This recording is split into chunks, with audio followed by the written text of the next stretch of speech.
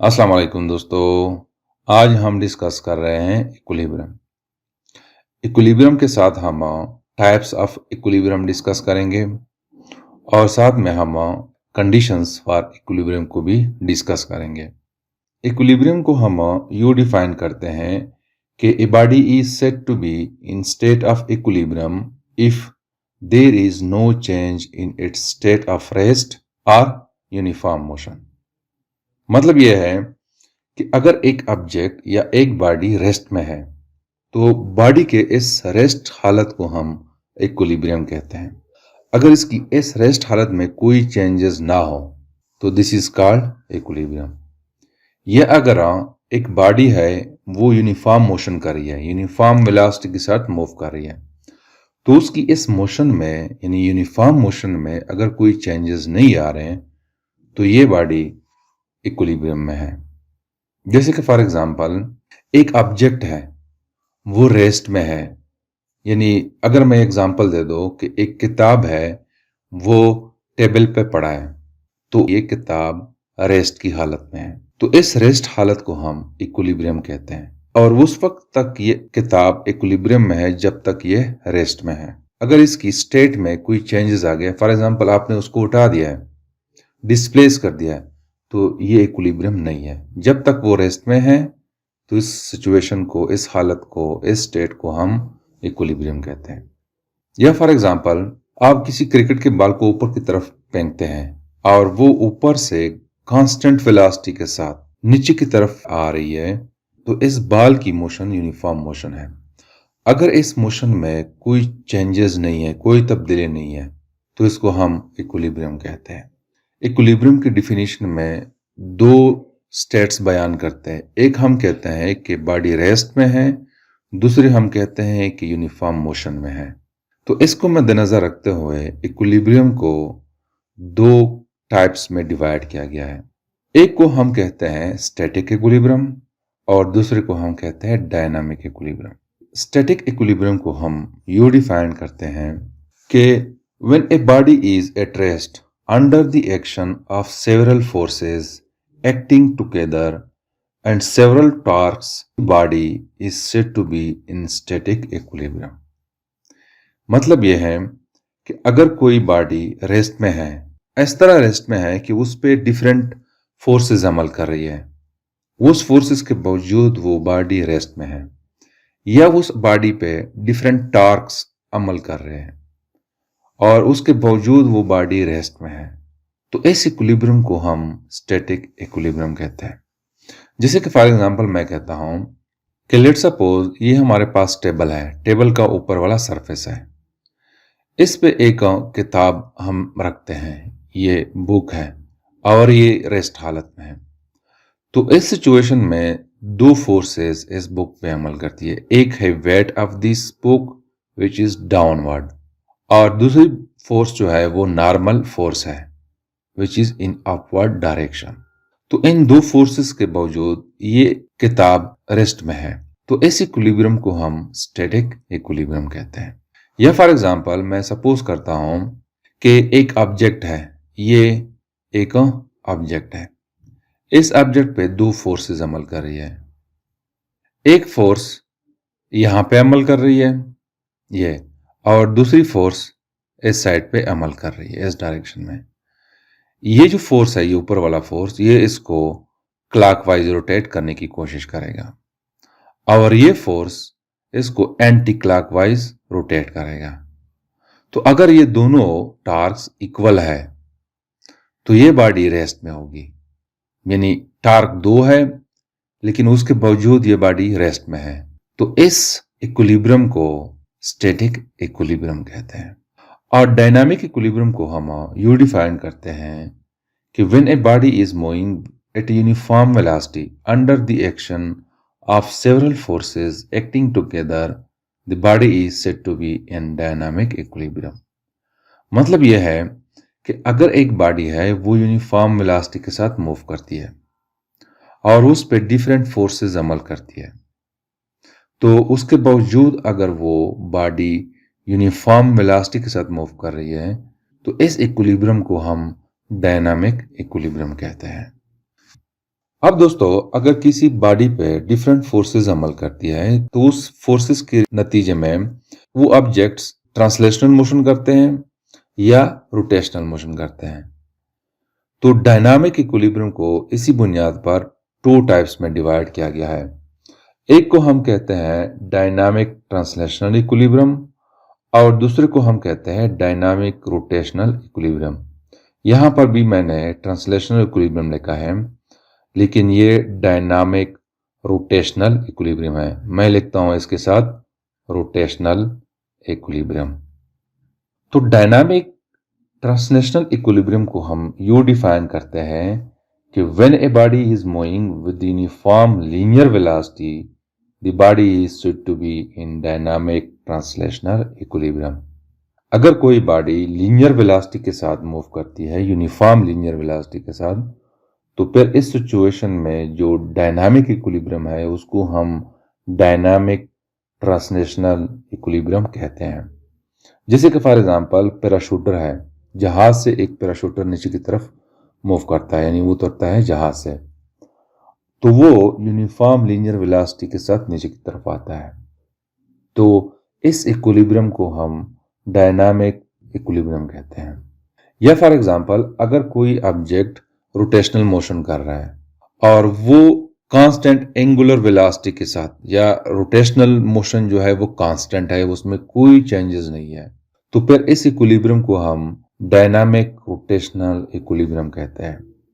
जैसे कि for example compact disc है, आपके कंप्यूटर में एक सीडी रोम होता है, उस सीडी रोम में हम सीडी रखते हैं, तो वो सीडी रोटेट करती है और वो यूनिफॉर्म एंगुलर वेलोसिटी के साथ रोटेट करती है। तो डिस्क की मोशन जो है वो यूनिफॉर्म एंगुलर वेलोसिटी के साथ है और ये इक्विलिब्रियम में है, और इस इक्विलिब्रियम को हम डायनामिक रोटेशनल इक्विलिब्रियम कहते हैं। कंप्लीट इक्विलिब्रियम के लिए दो कंडीशंस का सेटिस्फाइड होना जरूरी है। यानी अगर एक ऑब्जेक्ट है, हम कहते हैं कि वो इक्विलिब्रियम में है, तो it must satisfied to conditions. एक कंडीशन को हम कहते हैं फर्स्ट कंडीशन ऑफ इक्विलिब्रियम और दूसरा सेकंड कंडीशन ऑफ इक्विलिब्रियम है। According to the first condition of equilibrium, when a vector sum of all the forces acting on the body is zero, then the first condition of equilibrium is satisfied. या इसको हम यूं define करते हैं कि a body is said to be in state of equilibrium if the resultant of all forces acting on the body is zero. मतलब यह है कि अगर एक ऑब्जेक्ट है, उस पर डिफरेंट फोर्सेस अमल करती है और उन तमाम फोर्सेस का अगर रिजल्टेंट वेक्टर या रिजल्टेंट फोर्स जो है वो जीरो है, तो फिर वो बॉडी इक्विलिब्रियम में होती है। और उसको हम मैथमेटिकली यूं लिखते हैं कि रिजल्टेंट फोर्स यानी F net is equal to F1, यानी अगर तीन फोर्सेस है मैं सपोज करता हूं, और दूसरा फोर्स F2 है और तीसरा फोर्स F3 है, इसका सम अगर जीरो है तो इसका मतलब यह है कि ये ऑब्जेक्ट इक्विलिब्रियम में है। ये फर्स्ट कंडीशन ऑफ इक्विलिब्रियम है। या फॉर एग्जांपल अगर एक ऑब्जेक्ट है, उस पे n फोर्सेस अमल करिए, बहुत सारे फोर्सेस अमल करिए, उसको मैं लिखता हूं कि F1 plus F2 plus F3 plus F4 and Fn।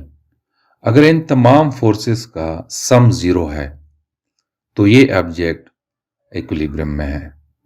या इस इक्वेशन को मैं यूं भी लिखता हूं कि ये समेशन का निशान है, I start from 1 up to n, और यहां पे मैं लिखता हूं Fi। इसका मतलब यह है कि ये I जो है एक से स्टार्ट हो रही है और n तक जा रही है। ये इक्वेशन और ये इक्वेशन सेम इक्वेशन है। अगर इसको मैं एक्सपेंड करना चाहूं तो मैं इसको u लिखूंगा, F1 plus F2 plus F3 plus Fn, यानी I स्टार्ट है 1 से n तक। पहले मैं I की जगह 1 लिखूंगा, फिर प्लस I की जगह 2, फिर प्लस I की जगह 3, और इस तरह मैं इसको लिखूंगा। तो ये कंडीशन अगर सेटिस्फाइड हो रही है तो वो ऑब्जेक्ट या वो बॉडी इक्विलिब्रियम में होती है।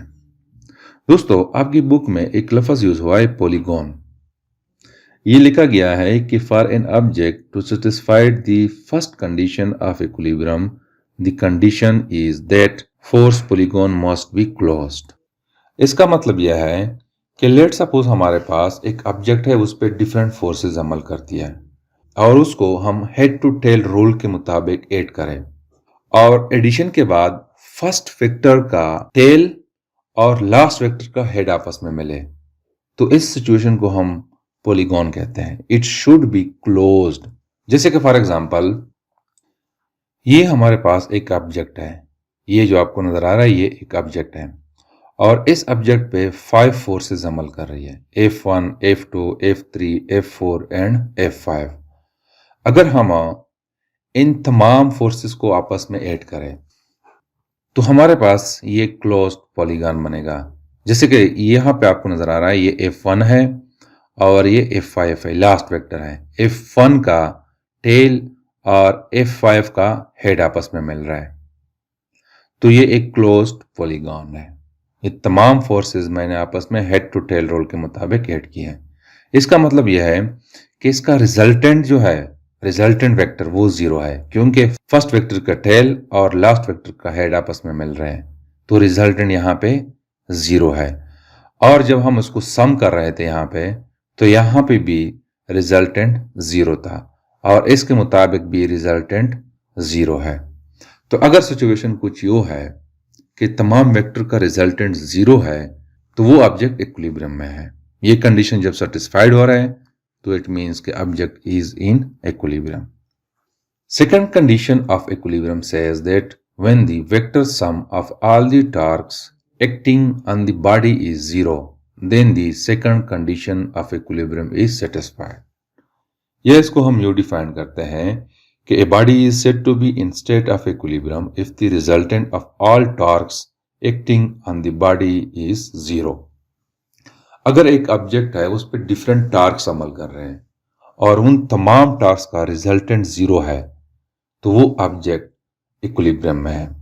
इसको हम मैथमेटिकली यूं लिखते हैं कि net torque is equal to, उसको मैं वेक्टर की फॉर्म में लिखता हूं, इट इज इक्वल टू, मैं सपोज करता हूं कि n टार्क्स उस पर अमल कर रही है, तो उसको मैं लिखता हूं कि torque 1 plus torque 2 plus torque 3 plus torque 4 and torque n। अगर इन तमाम टार्क्स को हम आपस में ऐड करें और उसका रिजल्टेंट 0 हो, तो फिर इस सिचुएशन में ऑब्जेक्ट जो है वो इक्विलिब्रियम में है। या इसको मैं यूं भी लिखता हूं, जैसे कि पहले मैंने आपको बताया कि इसको हम समेशन की सूरत में लिखते हैं कि I start from 1 up to n और टार्क I, तो इसको हम जब एक्सपेंड करेंगे तो हमारे पास ये आएगा। तो अगर ये इक्वल है 0 के, तो ऑब्जेक्ट इक्विलिब्रियम में है। अब हम एक्सप्लेन करते हैं प्रिंसिपल ऑफ मोमेंट्स। ये सेकंड कंडीशन जो है ये हम डिफाइन कर सकते हैं in terms of principle of moments. Principle of moment को हम यूं डिफाइन करते हैं कि for an object in equilibrium the sum of the clockwise moments taken about the pivot must be equal to the sum of anticlockwise moment taken about the same pivot. इसको मैं यूं define करूंगा कि अगर एक object है उस पर डिफरेंट टार्क्स अमल कर रहे हैं और इस तरह अमल करिए कि एक क्लॉकवाइज है और एंटी क्लॉकवाइज है। अगर क्लॉकवाइज टार्क जो है वो इक्वल है एंटी क्लॉकवाइज टार्क के, तो फिर इस सिचुएशन में भी ऑब्जेक्ट इक्विलिब्रियम में होता है। जैसे मैंने आपको सेकंड कंडीशन में बताया कि तमाम टार्क्स का अगर रिजल्टेंट 0 है, तो फिर वो ऑब्जेक्ट इक्विलिब्रियम में है। प्रिंसिपल ऑफ मोमेंट भी ये कह रहा है कि अगर क्लॉकवाइज टार्क इक्वल है एंटी क्लॉकवाइज टार्क के, तो फिर वो ऑब्जेक्ट इक्विलिब्रियम में होती है। वो इसलिए कि क्लॉकवाइज टार्क को हम नेगेटिव लेते हैं और एंटी क्लॉकवाइज को हम पॉजिटिव लेते हैं, तो जब हम उसको सम करेंगे तो उसका रिजल्टेंट वही 0 आएगा। तो इसी वजह से मैंने आपको कहा कि सेकंड कंडीशन ऑफ इक्विलिब्रियम को हम डिफाइन कर सकते हैं in terms of principle of moments. और प्रिंसिपल ऑफ मोमेंट कह रहा है कि क्लॉकवाइज टार्क या clockwise moment should be equal to anti clockwise moment. इसको हम इस एग्जांपल से एक्सप्लेन करते हैं। यहाँ पे आपको नजर आ रहा है ये एक रॉड है, इसके साथ हमने दो ऑब्जेक्ट सस्पेंड किया हुआ है। एक ऑब्जेक्ट 1 है जिसका वेट 3 न्यूटन है और दूसरा ऑब्जेक्ट 2 है जिसका वेट 1 न्यूटन है। इसको हमने यहाँ पे सस्पेंड किया हुआ है। ये पाइवोट पॉइंट है। इस पॉइंट से लेकर यहाँ तक डिस्टेंस को हम d1 कहते हैं, which is equal to 0.2 metre. और इस पॉइंट से लेकर यहाँ तक डिस्टेंस जो है उसको हम कहते हैं d2, which is equal to 0.6 metre. तो ये जो टार्क प्रोड्यूस करेगा, ये फोर्स यानी ये वेट, ये क्लॉकवाइज टार्क प्रोड्यूस करेगा, यानी या हम कहते हैं क्लॉकवाइज मोमेंट प्रोड्यूस करेगा। और ये जो टार्क प्रोड्यूस करेगा ये एंटी क्लॉकवाइज टार्क प्रोड्यूस करेगा। तो ये टार्क और ये टार्क दोनों अगर इक्वल है तो फिर इस सिचुएशन में ऑब्जेक्ट इक्विलिब्रियम में होती है। और अगर हम उसको सम करें तो उसका रिजल्टेंट 0 होता है। सबसे पहले इस ऑब्जेक्ट की वजह से जो टार्क प्रोड्यूस होता है उसको मैं फाइंड आउट करता हूं। तो दोस्तों टार्क का हमें पता है कि torque is equal to force cross R. यहाँ पे फोर्स की जगह हम W1 लिखते हैं और R की जगह हम लिखते हैं D1, क्योंकि वेट जो है ये भी फोर्स है। तो यहाँ पे मैं लिखता हूँ W1 क्रॉस D1। तो यहाँ पे मैं वैल्यूज पुट करता हूँ। मैंने आपको बताया कि W1 जो है वो 3 न्यूटन के बराबर है और D1 जो है वो 0.2 मीटर के बराबर है। ये 3 न्यूटन और ये 0.2 मीटर। तो इससे हमारे पास जो टार्क प्रोड्यूस होगा it will be equal to 0.6 newton metre. और ये टार्क जो है इसकी डायरेक्शन जो है वो एंटी क्लॉकवाइज है, ये उसकी डायरेक्शन है। यहाँ पे मैं टार्क को फाइंड आउट करता हूँ, यानी W2 की वजह से जो टार्क प्रोड्यूस होता है उसको मैं फाइंड आउट करता हूँ। तो अगर मैं नाम दे दो इसको टार्क 1 और ये टार्क 2, तो this is equal to W2 cross D2। W2 जो है वो 1 न्यूटन है और D2 जो है वो 0.6 मीटर है। तो this is equal to 0.6 metre. और ये टार्क जो है ये क्लॉकवाइज टार्क है। क्लॉकवाइज टार्क को हम माइनस कंसीडर करते हैं और एंटी क्लॉकवाइज टार्क को हम प्लस कंसीडर करते हैं। तो अगर इसको मैं ऐड करो तो नेट टार्क जो है it will be equal to T1 plus T2। T1 जो है it is equal to 0.6 newton metre plus T2 जो है वो न्यूटन मीटर है यहाँ पे, it is equal to minus 0.6 newton metre. तो ये माइनस है ये और ये कैंसल, तो हमारे पास नेट 0 हो जाएगा। तो ये ऑब्जेक्ट इक्विलिब्रियम में है। या मैं सपोज करता हूं कि इस रॉड के साथ हम 3 ऑब्जेक्ट सस्पेंड करते हैं, W1 which is equal to 20 newton, W2 which is equal to 20 newton and W3 which is equal to 5 newton. First weight जो है वो 2 मीटर के फासले पर है इस पोजीशन से। सेकंड वेट जो है वो 1 मीटर के फासले पर है यहाँ से। और थर्ड वेट जो है वो यहाँ से 4 मीटर के फासले पर है। D1 is equal to 2 metre, D2 is equal to 1 metre, D3 is equal to 4 metre. अगर मैं ये तमाम टार्क्स फाइंड आउट करो और इसको मैं सम करो, अगर ये 0 के बराबर है तो फिर इसका मतलब ये है कि ये ऑब्जेक्ट्स, जितनी भी ऑब्जेक्ट्स है ये इक्विलिब्रियम में है। तो सबसे पहले मैं फाइंड आउट करता हूँ टार्क प्रोड्यूस बाय W1। तो उसको मैं नाम देता हूँ T1 is equal to 20 newton multiplied by 2 metre. तो यहाँ से हमारे पास 40 न्यूटन मीटर टार्क आएगा। और ये टार्क एंटी क्लॉकवाइज टार्क है। यहाँ पे चूंकि 2 ऑब्जेक्ट्स हैं तो सबसे पहले मैं W2 की वजह से जो टार्क प्रोड्यूस हो रहा है उसको मैं फाइंड आउट करता हूँ। तो इसको मैं नाम देता हूँ torque 2 which is equal to the product of W2 and D2। तो W2 जो है वो 20 न्यूटन है और D2 जो है वो 1 मीटर है। तो this will be equal to 20 newton metre. और ये टार्क जो है क्लॉकवाइज टार्क है, तो यहाँ पे मैं माइनस लगा लेता हूँ। अब मैं फाइंड आउट करता हूँ टार्क प्रोड्यूस्ड बाय वेट 3। तो मैं लिखता हूँ T3 is equal to 5 Newton multiplied by 4 metre. तो 5 Newton multiplied by 4 metre, this is equal to 20 Newton metre.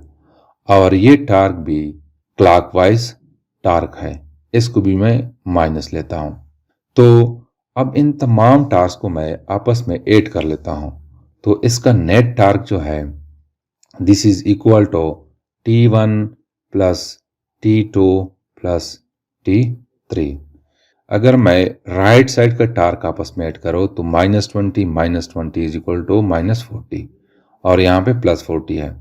तो मैं इसको लिखता हूँ कि 40 न्यूटन मीटर माइनस ये मैं लिखता हूँ 20 newton metre minus 20 newton metre. तो यहाँ से हमारे पास आ जाएगा 40 newton metre minus 40 newton metre. तो ये आपस में कैंसिल हो जाएंगे, तो हमारे पास आ जाएगा 0 न्यूटन मीटर। तो clockwise torque is equal to anti clockwise torque. So this is called the principle of moments. So this is something about the equilibrium, types of equilibrium and conditions of equilibrium. Thank you.